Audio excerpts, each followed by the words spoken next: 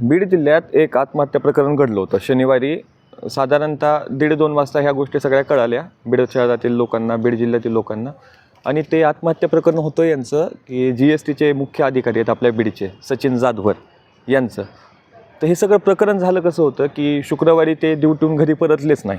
त्याच्यानंतर मग त्यांच्या पत्नीने मिसिंगची कंप्लेंट दाखल केली शिवाजीनगर पोलीस स्टेशनला.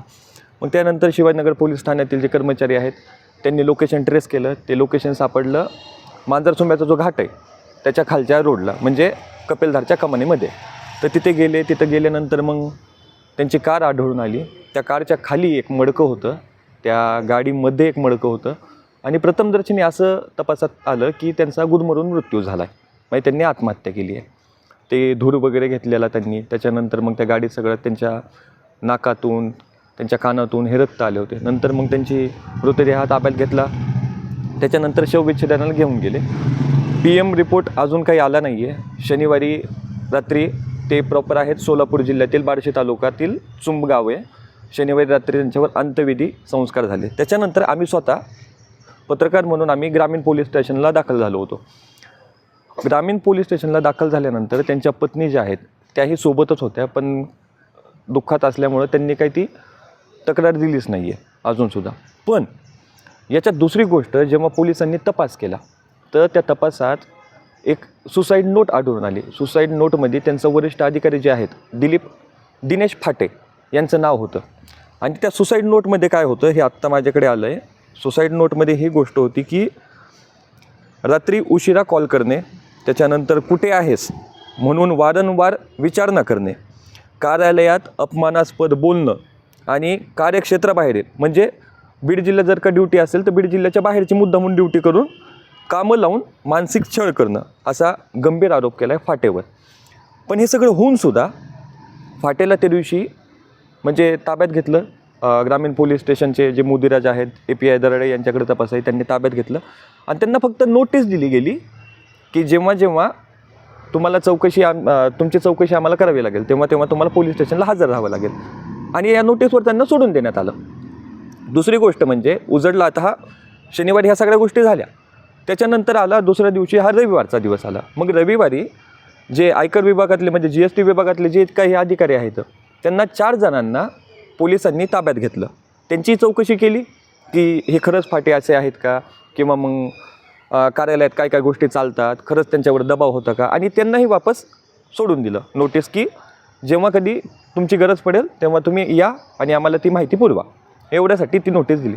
पण आता दुसरी अशी गोष्ट आहे की जे त्या कारमध्ये मडकं होतं, मडकं असेल किंवा मग कोळसा असेल, त्यांचं ब्लड असेल, याचं सॅम्पल वगैरे सगळं प्रयोगशाळेत पाठवलं आहे. पण त्याचा काही अजूनसुद्धा रिपोर्ट आला नाही आहे. आणि ही घटना कधी झाली आहे? शुक्रवारी ते गायब झालेत. शनिवारी त्यांच्या पत्नीने मिसिंगची तक्रार दाखल केली आहे. शनिवारी त्यांचा मृतदेहसुद्धा सापडला आहे. म्हणजे शनिवार गेला, रविवार गेला आणि कालचा सोमवार तोही गेला. 3 दिवस झालेत, अजूनसुद्धा अहवाल आला नाही आहे.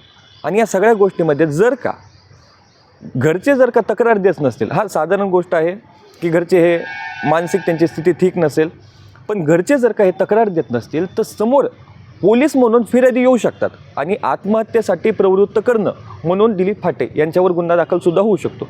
पण पोलीस यंत्रणा अजूनसुद्धा का चूप आहे आणि ह्या सगळ्या गोष्टी म्हणजे शांततेत का घेते, हे सगळ्यात मोठा सध्या बीड शहरात पडलेला प्रश्न आहे नागरिकांना.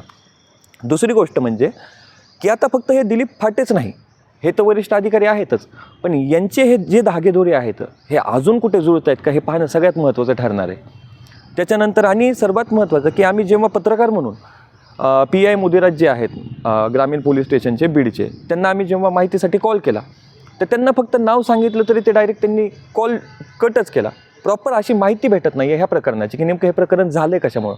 आणि अजूनसुद्धा शनिवारी ही घटना घडली आहे. शनिवारी मृतदेह सापडला आहे, म्हणजे शनिवारचा दिवस गेला, रविवारचा दिवस गेला, सोमवारचा दिवस गेला, 3 दिवस उलटलेत. अजूनसुद्धा संभ्रम आहे. ही हत्या आहे की ही आत्महत्या आहे? कारण एक जर का प्रथमदर्शनी पाहायला गेलं तर एक माणूस म्हणून जर का विचार केला तर ठीक आहे, आत्महत्या करण्यासाठी खूप ताकद लागते, हा सगळा विषय वेगळा. त्याला खूप गोष्टी असतात, खूप विचार असते की माणूस एकदा डीप डाऊन झाला की मग आत्महत्येसाठी प्रवृत्त होतो. पण जर का माणसाला आत्महत्या करत तर माणूस शेवटच्या श्वासाला कमीत कमी झटापट करून दरवाजा उघडण्याचा प्रयत्न नक्कीच करेल. हा सगळ्यात मोठा पडलेला प्रश्न की त्यांनी गुदमरून त्यांचा मृत्यू झाला आहे, ठीक आहे, पण जेव्हाही गुदमरून मग ती चावी कुठं होती? बरं, ती चावी त्यांच्यासोबत असेल तर मग शेवटच्या श्वासाला कमीत कमी त्यांनी स्वतःला वाचवण्याचा थोडा प्रयत्न तरी केला. मग डोअर अनलॉक का केला गेला नाही? त्यांनी उघडलं का नाही तो दरवाजा? हे सगळ्यात पडलेले प्रश्न आहेत सध्या नागरिकांना.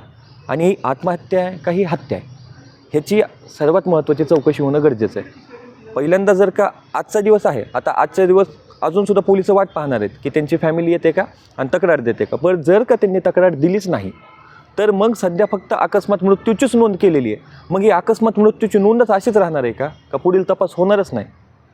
हा सध्या नागरिकांना प्रश्न पडतो आहे की पोलीस यंत्रणा का शांत आहे, का याचे धागेदोरे जे आहेत हे कुठे एका मोठ्या व्यक्तीपर्यंत जाऊन उलगडतात का?